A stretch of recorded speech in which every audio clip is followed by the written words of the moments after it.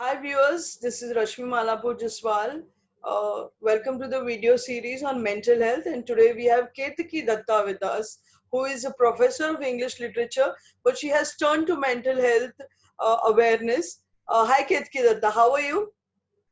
I'm fine. How are you, Rashmi? Good.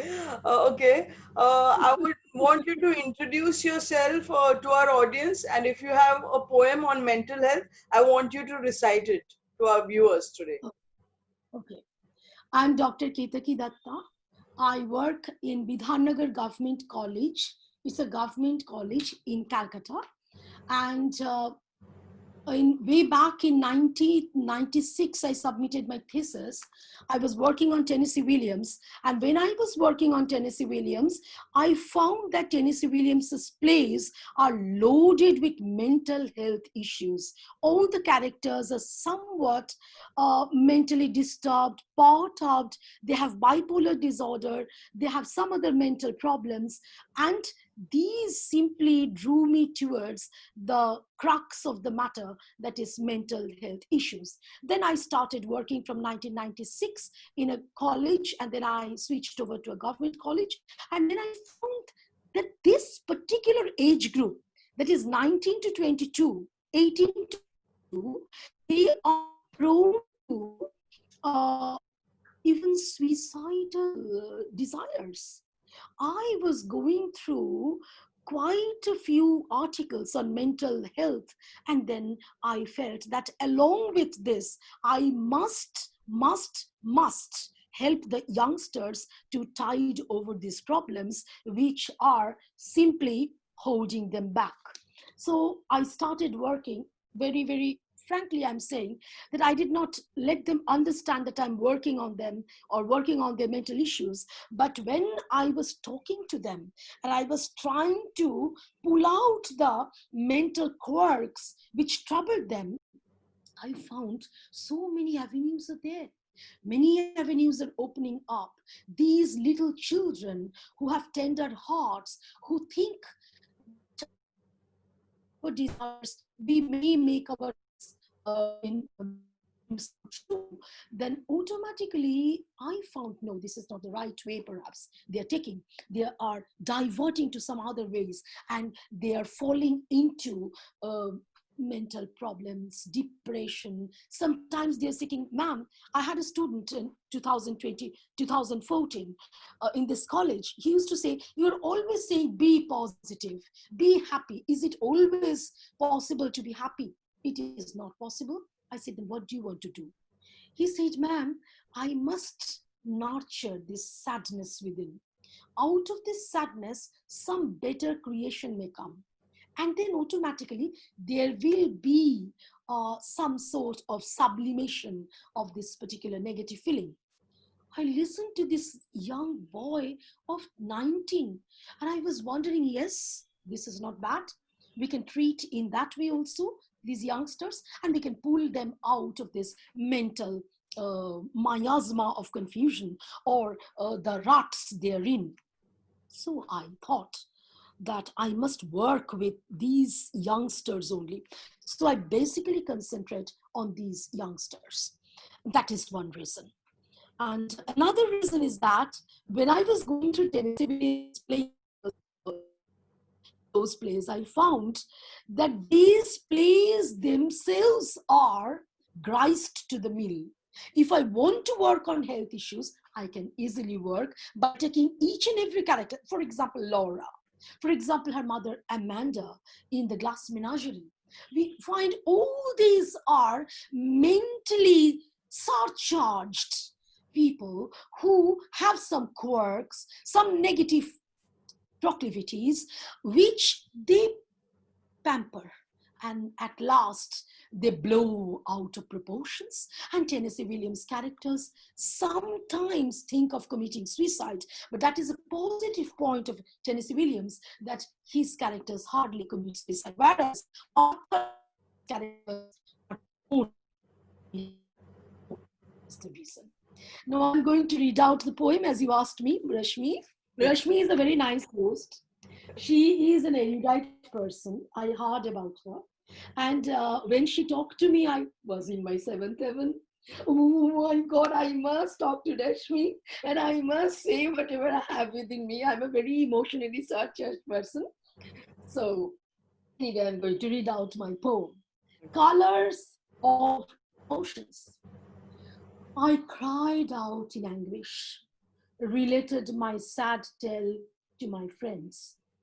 I shrieked in despair, shared my story with my near ones. I rejoiced in delight, sharing my success with my friends. Anguish, despair, delight have different colors, different hues. The absorption of each of them varies from man to man, from orbit to orbit, from group to group of people. Thank you. Thank you. Namaste. That was a lovely poem. Yes. Did you like my poem? Yeah, yeah, I loved your poem. Very short, simple, and to the point, and beautiful. Yeah. Thank you. I have a Thank couple you. of questions that came to my mind. You are a professor of English literature. You hold a Yes. PhD. But what Yeah. really turned you to mental health? The one that you explained, that Yeah. the poems and the students you talked to, you spoke to, Yes. they Yeah. made you turn Yeah. to mental health, is it? Yes, exactly. They made me turn to mental health issues because you see, this particular age, if you look at the boys and girls of this particular age, you will find that they are fraught with dreams, colorful dreams. They have the desires to make these dreams into reality. But when a little step goes awry, then they get into dumps. Then they think, no, ma'am, this life is meaningless. I'm going to put an end to this life. Right at that point, if a friend comes in, holds the hand of the youngster and says, no, your life is very much precious. Be with us. Maybe you may not attain whatever you are wanting right now, but after 3 years, 4 years, you will be doing so. So you take some give time, pat on your back, and automatically you will achieve success. It needs some time. So, this time factor, I put them into their mind that there is time. You are now too young to take a decision of committing suicide. No, ma'am, big persons commit suicide. What is this? Big persons commit suicide? Yes, ma'am. Look at Ernest Hemingway. Look at Sylvia Plath. Look at Virginia Woolf. They all committed suicide. So I am not better than them. Then I said, oh, now I am coming to the nitty gritty of psychology. You see, there is a word unconscious. You know, Spinoza once said that we know about our dreams, but we do not know the causes whereby the desires come from. So if we knew the causes, then automatically half of the problem could have been whittled down, could have been nullified. But we do not know the cause and the effect of this particular issue. Having dreams, translating the dreams into reality. That is my answer. Now, ask me. It's very nice to talk to you, Rashmi. Yeah. I'm showing you the book. This is the book you wanted to see. Okay, This okay. is black and non-black shades of Of Tennessee Williams. Tennessee. Okay, This is Dr. Ketaki okay, Datta, and okay, this is the publisher. This is the okay, publisher.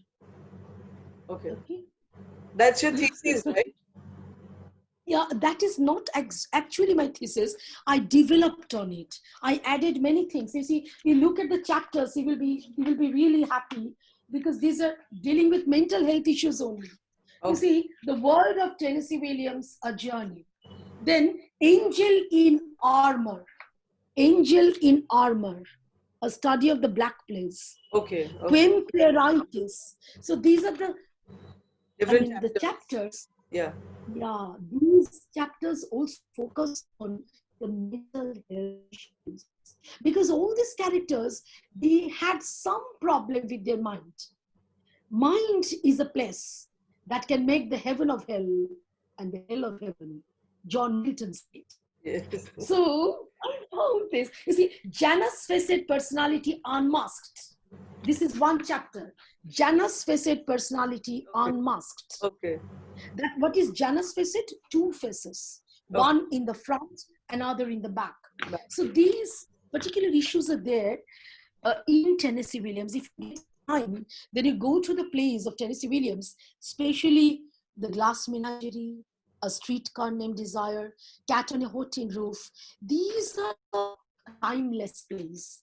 And when you enter into the characters, your mental health issues will come to the fore. I'm telling you. Okay.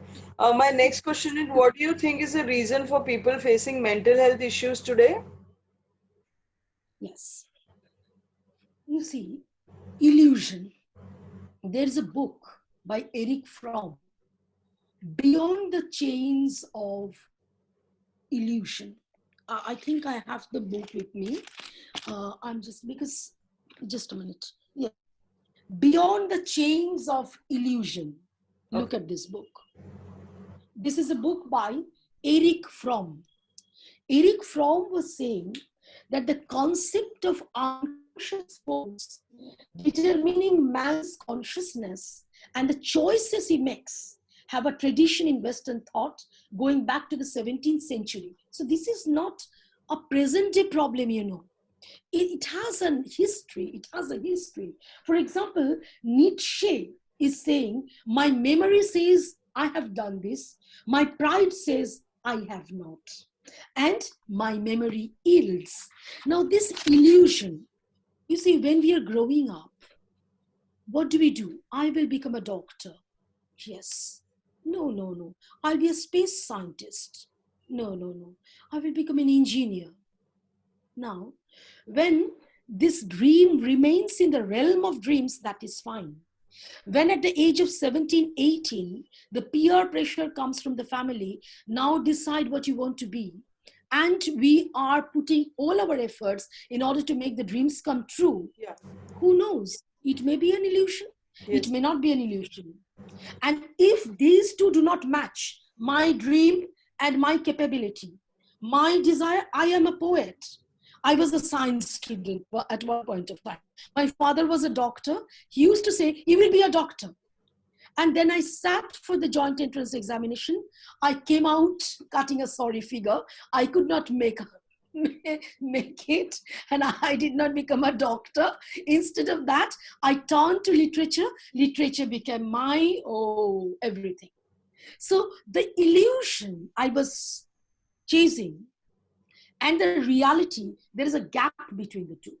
If this higher task is too big, then the people, that is the youngsters especially, they either commit suicide or become the victim of depression or bipolar disorder. Bipolar disorder means sometimes I'm very happy. And at the time I'm in dumps. Oh God, nothing interests me. This is bipolar disorder.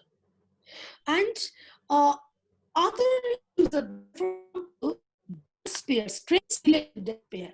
Suppose the youngsters are putting too much pressures on it. These days you will find that they are pursuing this course and parallelly they are pursuing some other course as well.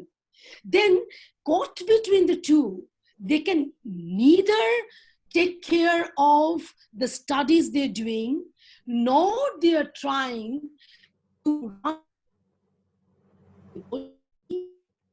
So that clash with each other, the whole mental system collapses. They either commit suicide or they turn their back to the studies and they say, no, we will not be studying.